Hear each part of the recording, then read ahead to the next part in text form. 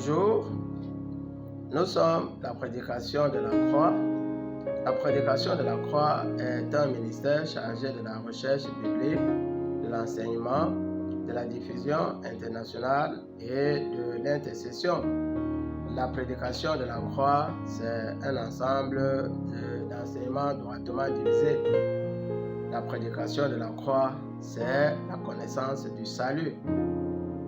Soyez bénis abondamment au nom puissant de notre Seigneur et Sauveur Jésus-Christ.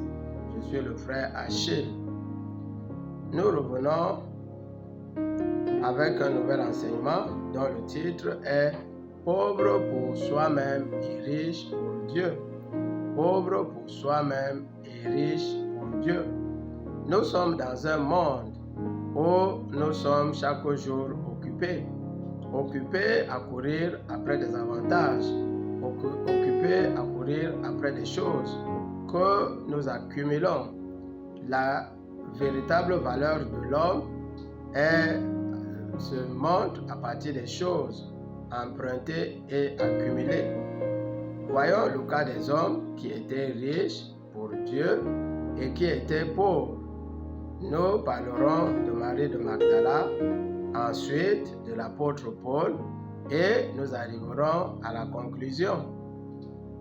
Marie de Magdala, riche pour Dieu et pauvre pour elle-même. Prions. Éternel notre Dieu, nous te sommes infiniment reconnaissants chaque jour davantage parce que tu éclaires notre intelligence. Merci parce que tu voudrais que nous croissions à tous égards. Merci pour ces enseignements que tu nous donnes, que tu continueras à nous donner. Merci pour ton peuple nombreux dans la vie duquel tu continueras à te déployer. Merci, éternel notre Dieu, parce que tu manifesteras ton amour.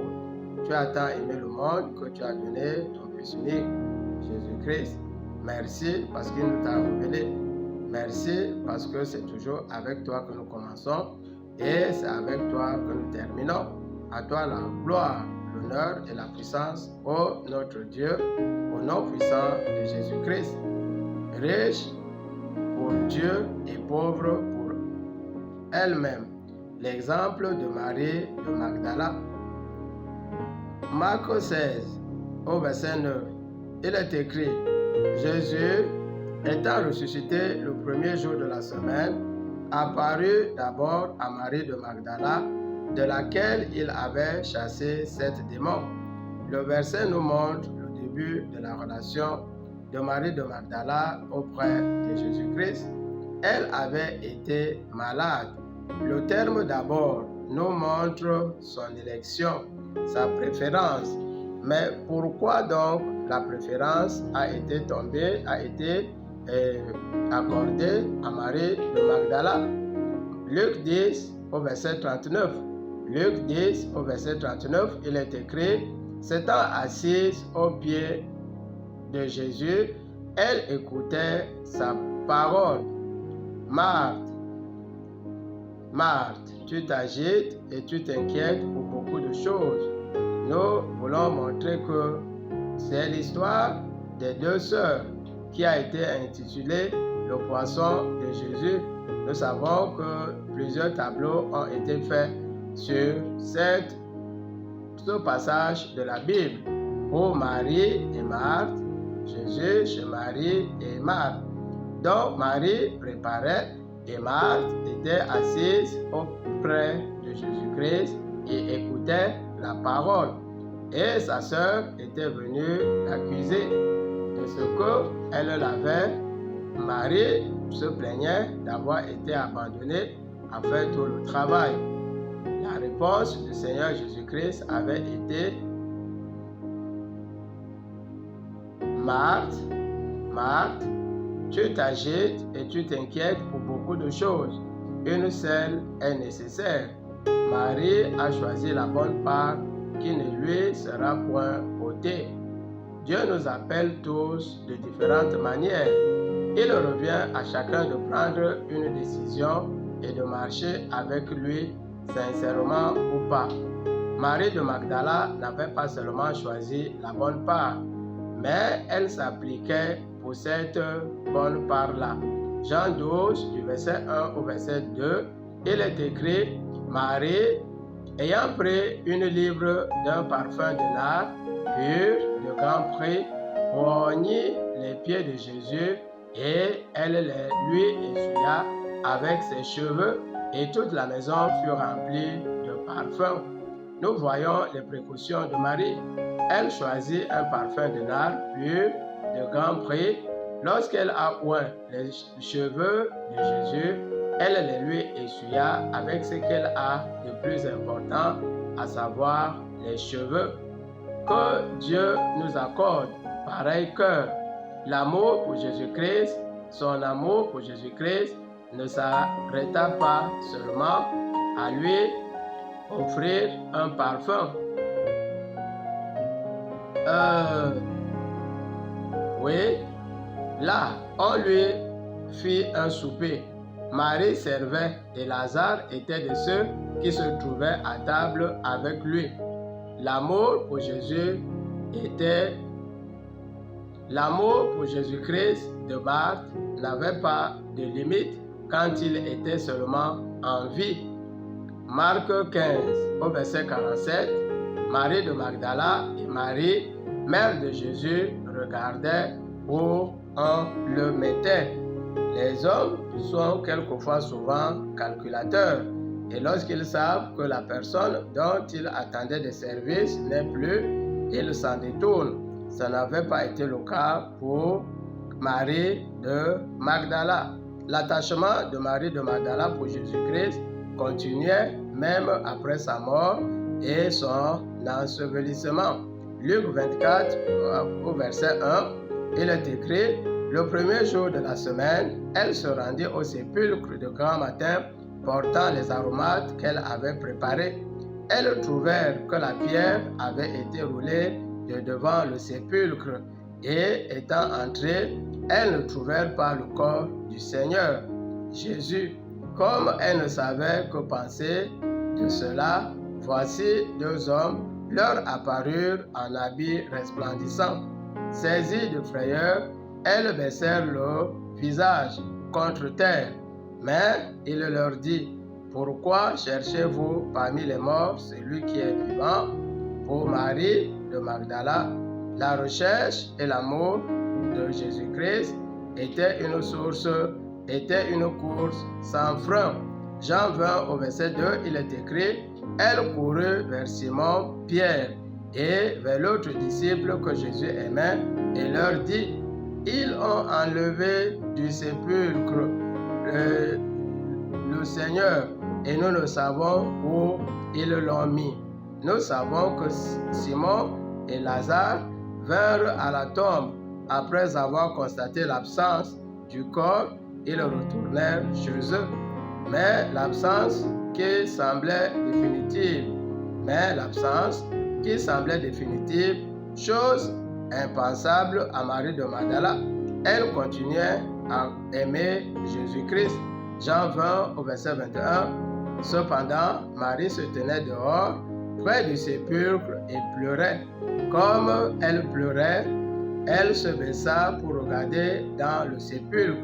Elle vit deux anges vêtus de blanc, assis à la place où avait été couché le corps de Jésus, l'un à sa tête, l'autre aux pieds. Femme, pourquoi pleures-tu? Elle leur répondit, parce qu'ils ont enlevé mon Seigneur et je ne sais où ils l'ont mis. En disant cela, elle se retourna et vit Jésus debout. Mais elle ne savait pas que c'était Jésus. Jésus lui dit, femme, pourquoi pleures-tu? Elle, pensant que c'était le jardinier, lui dit, Seigneur, si c'est toi qui l'as emporté, dis-moi où tu l'as mis et je le prendrai. Jésus lui dit, Marie. Elle se retourna et lui dit en hébreu, Rabouni, c'est-à-dire Maître. Jésus lui dit, ne me touche pas, car je ne suis pas encore monté vers mon Père, mais va trouver mes frères et dis-leur que je monte vers mon Père et votre Père, vers mon Dieu et votre Dieu. Marie de Magdala est allée 2 fois au sépulcre et a vu et écouté les anges 2 fois. C'est à la 3e occasion que le Seigneur Jésus lui a apparu. Elle ne s'imaginait pas que la mort du Seigneur Jésus-Christ ni son absence de la tombe pouvait lui ravir son Seigneur qu'elle aimait toujours. Dans « Je le prendrai », il y a au-delà de l'amour comme un début de délire. Tout ce que nous demandons à Dieu avec des larmes sincères, Dieu nous l'accorde.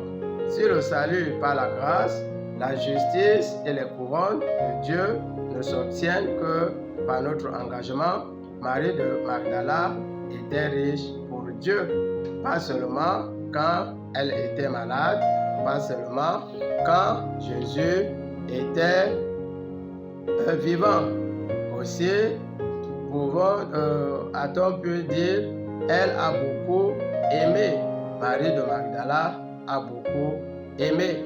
Puisse son exemple nous montrer que ces gens dont on parle dans le grand livre n'ont pas été des grandes femmes telles que l'imagine le monde. Voyons ensuite l'exemple de Paul. L'exemple de Paul. Paul a été pauvre pour lui-même et riche pour Dieu. Acte 22, de verset 3 au verset 4, il est écrit « Je suis juif, né à Tars, en Cilicie. J'ai été élevé dans cette ville-ci et au pied de Gamaliel, dans la connaissance exacte de la loi de nos pères, et j'étais plein de zèle pour Dieu, comme vous l'êtes tous aujourd'hui. J'ai persécuté à mort cette doctrine, liant et mettant en prison hommes et femmes. Paul avait étudié la loi auprès d'un docteur, Gamaliel, et était zélé pour Dieu. À cause de cet excès de zèle, il pourchassait, emprisonnait et faisait tuer tous ceux qui étaient contre la loi et Dieu, croyait-il. Acte 22 au verset 20. Acte 22 au verset 20, il est écrit « Lorsqu'on répandit le sang d'Étienne, ton témoin, j'étais moi-même présent, joignant mon approbation à celle des autres et gardant les vêtements de ceux qui le faisaient mourir. » Dieu vit que Paul était sincère, mais il ne marchait pas dans la vérité. Il était donc ignorant et Dieu envoya son Fils Jésus-Christ lui parler. Acte 20, verset 6, il est écrit « Comme j'étais en chemin et que je m'approchais de Damas, tout à coup vers midi, une grande lumière venant du ciel resplendit autour de moi. Je tombais par terre et j'entendis une voix qui me disait « Saul, Saul, pourquoi me persécutes-tu » Je répondis « Qui es-tu, Seigneur ?» Et il me répondit « Je suis Jésus de Nazareth que tu persécutes. » Saul devint aveugle, mais il avait la conduite à tenir pour recouvrer la vue. À Damas, il fut baptisé, pardonné de ses péchés en invoquant le nom du Seigneur Jésus. Depuis ce jour, il se rendit compte de la vanité du chemin qu'il avait jusque-là suivi. Il se rendit compte que Dieu avait donné la loi à Israël, mais la grâce et la vérité, nous l'avons par Jésus-Christ. Depuis ce jour, Paul s'est renié et s'est converti en disciple véritable du Christ. Acte 11 au verset 25. Acte 11 au verset 25. Il est écrit « Barabbas se rendit ensuite à Tars pour chercher Paul, et l'ayant trouvé, il l'amena à Antioche. Pendant toute une année, ils se réunirent aux assemblées de l'Église et ils enseignèrent beaucoup de personnes. Ce fut à Antioche que les disciples furent appelés pour la première fois chrétiens. Paul n'est pas resté un chrétien de nom. Philippiens 3, du verset 4 au verset 8. Moi aussi, cependant, j'aurais sujet de mettre ma confiance en la chair. Si quelque autre croit pouvoir se confier en la chair, je le puis bien davantage. Moi, circoncis le 8e jour de la race d'Israël, hébreu, né d'hébreu, quant aux ailes, persécuteur de l'Église et irréprochable à l'égard de la justice de la loi. Mais toutes ces choses qui étaient pour moi comme des gains, je les ai regardées comme une perte à cause de Christ, et même je regarde toutes choses comme une perte à cause de l'excellence de la connaissance de Jésus-Christ, pour lequel j'ai renoncé à tout, et même je les regarde comme de la boue afin de gagner Christ. Être riche, c'est avoir des hommes que l'on brime et des choses auxquelles on se confie. Paul a renoncé à 6 choses dont la pratique ne lui aurait donné que la mort pour avoir la vie. Il a considéré ses gains d'autrefois comme une perte et même de la boue. Il a renoncé à tout pour aller à Christ. Il s'est vidé de lui-même afin de connaître Christ, la puissance de sa résurrection et la communion de ses souffrances. Paul a toujours cherché la perfection et n'a jamais considéré l'instant d'avant, mais plutôt l'instant d'après. Il a toujours été dans la course, cherchant à saisir Jésus-Christ, parce que Jésus-Christ lui-même l'avait saisi. 2 Corinthiens 11, du verset 22 au verset 26, il est écrit: sont-ils du Christ? Je parle en homme qui extravage. Je le puis encore par des travaux, par les coups, bien plus par les emprisonnements, souvent en danger de mort. 5 fois j'ai reçu des Juifs, 40 coups moins 1. 3 fois j'ai été battu de verge. Nous devons être de véritables ministres pour Christ. Cela se fait en réalisant des travaux et en mettant notre vie à son service. Nous devons porter la croix de Christ et poursuivre sa mission. Quelle satisfaction pouvait avoir Paul à la fin de sa vie? 2 Timothée 2 au verset 22. 2 Timothée 2 au verset 22, il est écrit: j'ai combattu le bon combat. La couronne de vie m'est réservée. À quoi consacrons-nous notre vie? Quel résultat, quelle conclusion aurons-nous de notre vie? Souvent, nous travaillons beaucoup plus pour les hommes et souvent, nous travaillons aussi pour des choses sans importance. Nous travaillons pour ce qui est important. La bonne part, nous avons vu Marie de Magdala. Si vous considérez qu'elle n'avait pas de maison, qu'elle n'avait pas d'enfant, qu'elle n'était dans aucune association, vous verrez que pour le monde, c'est une égarée. Mais elle était riche pour Dieu. Nous voyons également Paul qui n'avait aucun bien sur lequel il pouvait faire fonder son orgueil. Mais il a combattu le bon combat. Puisse tout cela nous montrer que pour comprendre que nous sommes de passage dans ce monde et que nous sommes venus, ainsi nous repartirons. Tout ce qui nous console est bien, mais rien de véritable ne peut nous apporter une véritable consolation, sinon notre relation avec Dieu. Conclusion, nous devons travailler pour Dieu et être riches pour lui, parce que tout le reste n'est que vanité et poursuite du vent, et cela est possible si nous fuyons les passions de la jeunesse et l'orgueil du monde. Nous devons être vidés de nous-mêmes pour laisser entrer Jésus-Christ. Jean 12 au verset 24, il est écrit: si le grain de blé qui est tombé en terre ne meurt, il reste seul. Mais s'il meurt, il produit du fruit. Puissions-nous produire du fruit pour Jésus-Christ, afin que notre passage dans le monde ne soit pas vide. Nous sommes reconnaissants à vous. Nous sommes toujours très très reconnaissants, nous le disons, pour vous qui suivez nos enseignements, qui les lisez. Nous vous prions de toujours de vous abonner, de liker, de les commenter et les diffuser. Nous attendons également vos suggestions afin que nous sachions quelle qualité d'enseignement vous apportez. Envoyez-nous également vos témoignages afin que le peuple de Dieu soit édifié et que nous sachions que nous ne travaillons pas pour du vent. Merci pour vous qui nous écoutez et diffusez également nos enseignements pour qu'un grand nombre soit au parfum de la connaissance. Prions. Éternel notre Dieu, Père de notre Seigneur et Sauveur Jésus-Christ, le vœu de ton cœur est que tous les hommes soient sauvés, qu'ils parviennent à la connaissance de la vérité.